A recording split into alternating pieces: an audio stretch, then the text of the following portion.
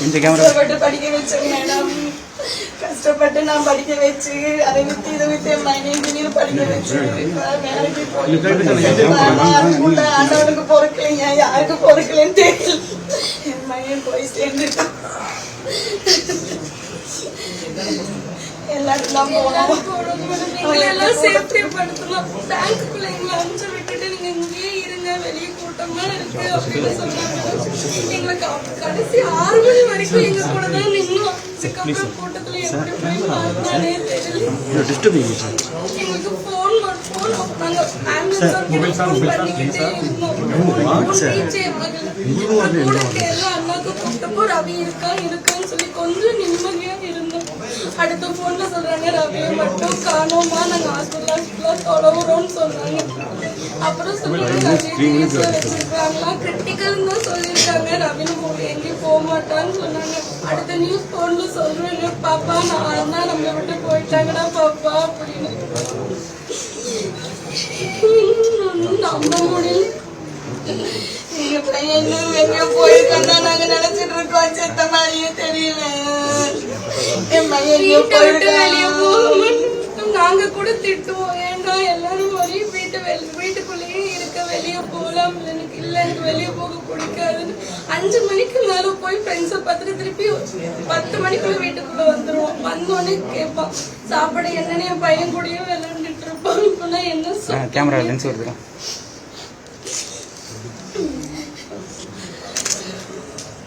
நான் டெலிவரிக்கு வந்துட்டு மேடம் என்ன ஊருக்கு கூட நான் அனுப்பல. நேத்துதான் உனக்கு பொண்ணு பார்த்துட்டு நான் ஊருக்கு போறேன்னு சொன்னேன்.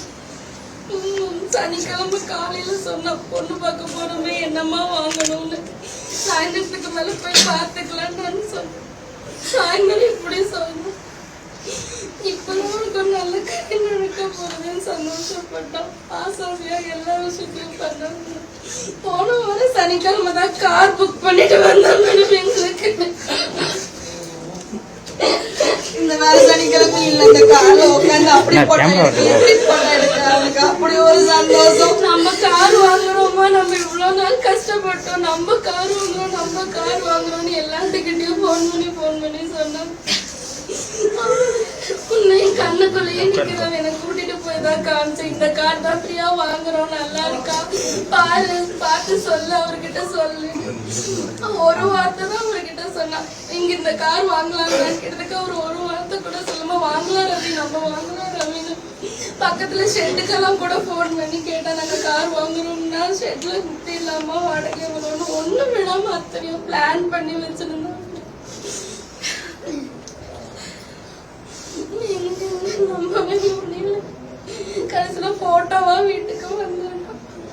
எப்பயும் நாங்க இல்லாம சாப்பிட மாட்டோம் மேடம். அன்னைக்கு 12 மணிக்கு வந்து சாப்பிட்டு இருக்கோம். வீட்டுல 4 மணி ஆனாலும் நான் வந்ததுக்கு அப்புறம் தான் சாப்பிடுவோம். நீ மாமா நான் அப்பதான் சாப்பிடுவேன். அவளை எடுத்து வைக்க சொல்லணும், நீ வந்தாதான் நான் சாப்பிடுவேன். 5 மணி ஆனாலும் நான் வந்துதான் மேடம் சாப்பாடு போடணும். நான் வேலைக்கு போயிட்டு இருக்கேன், வந்தாதான் சாப்பாடு போடணும், வந்துதான் சாப்பிடுவான்.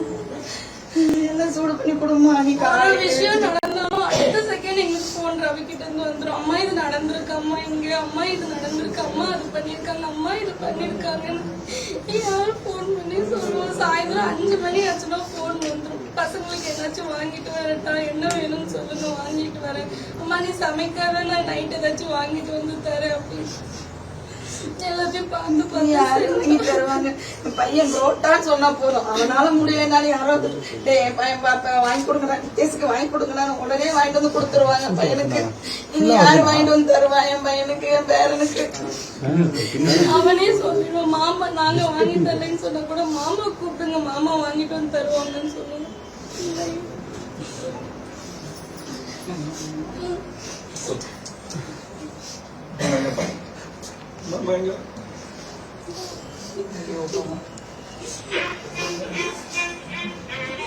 நேற்று கூட மாமா எழுந்திரிச்சு மாமா வீட்டுக்கு போலான்னு கூப்பிடணும்னா மாமா வர மாட்டேங்க.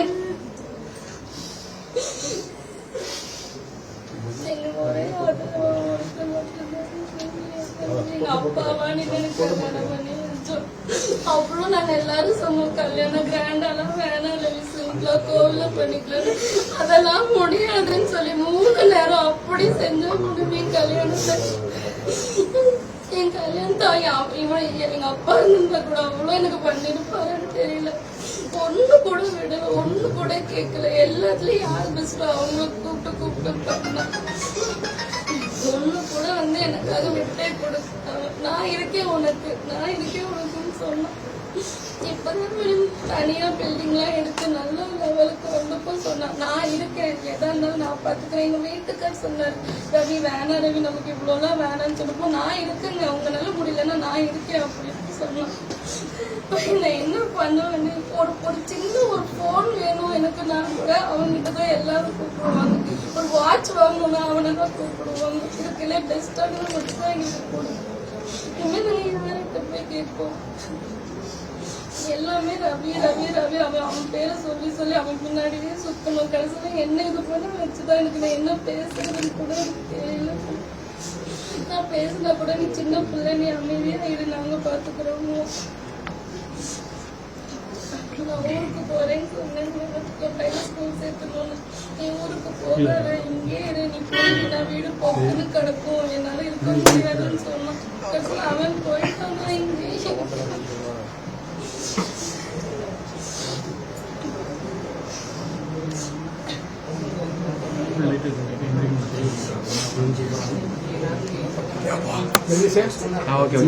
இதுக்கப்புறம் கையெல்லாம் வலிக்குது.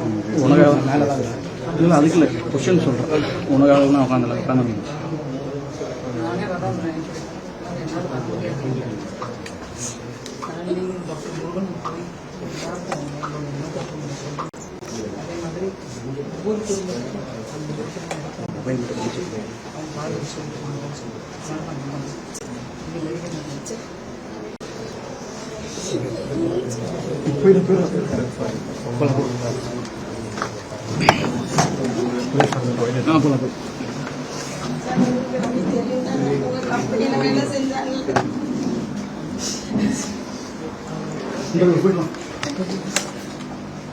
பிளே ஸ்டோர் மற்றும் ஆப் ஸ்டோரில் இருந்து பாலிமர் செயலியை QR கோடு மூலம் பதிவிறக்கம் செய்யுங்கள்.